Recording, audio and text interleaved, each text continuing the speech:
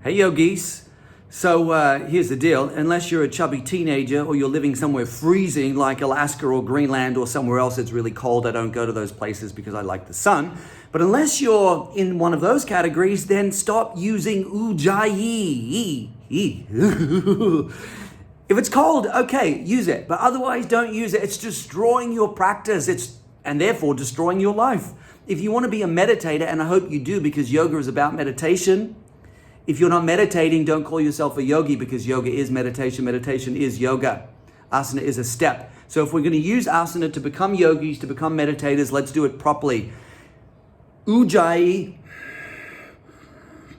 whether you give it a cute little, modern name like ocean breathing or something else cutesy, it's still the same thing. It's creating an audible sound so the senses will externalize. We want to take the pranic life force energy away from the senses and internalize it back towards the chakras and up through Sushumna to the highest states of meditation. If we're constantly practicing in a way that externalizes the life force energy via the senses, and that also means turn your bloody stereo off, then meditation is never going to happen because you're training your life force energy, your pranic energy to move outwards, and where prana goes, the mind will follow.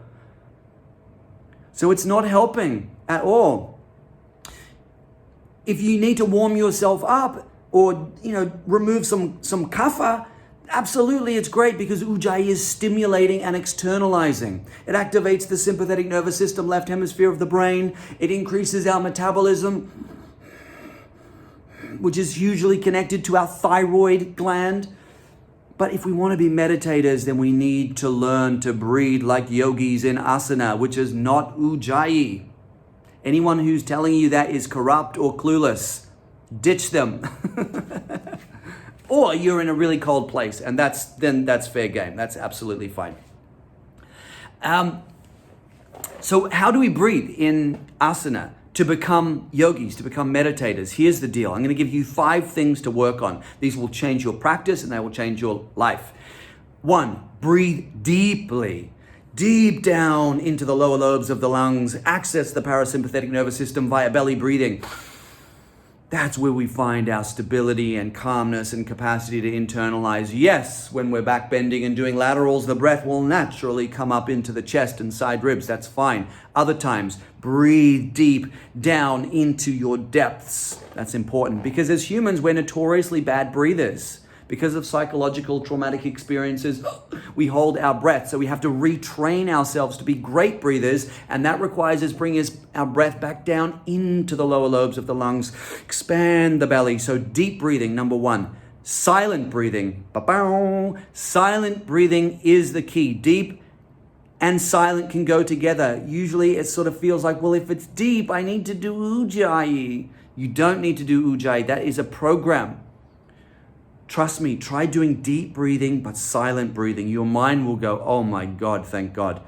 And will naturally start to internalize. So that's 2, deep, silent, smooth. So work your breath into a smooth, undulating wave. So there's no jerks in the breath whatsoever. That is key to limiting the fluctuations of the mind. If there's fluctuations in the breath, if the breath is somehow disturbed, then the mind will be disturbed. And that's not good for meditation. Balanced in-breath and out-breath. Make them even. That's why we develop the exhale in the moon practice, the inhale in the sun practice. So when we get to this stage of the fire practice and we're ready to move towards these higher states of self-awareness, that our breath is perfectly balanced. We need the in-breath and the out-breath and the shaktis, the energies that they offer to be perfectly balanced. And the final thing, the 5th thing is this. The pause at the end of the in-breath and out-breath must be deleted. It must be eliminated. Eliminate that pause. Make your breath gapless. So the in-breath flows straight into the out-breath and the out-breath straight into the in-breath. Unless you're consciously adding in kumbhaka, that's a different story. But at all other times, you want the breath consciously flowing straight into its opposite aspect. In-breath into out-breath, out-breath into in-breath.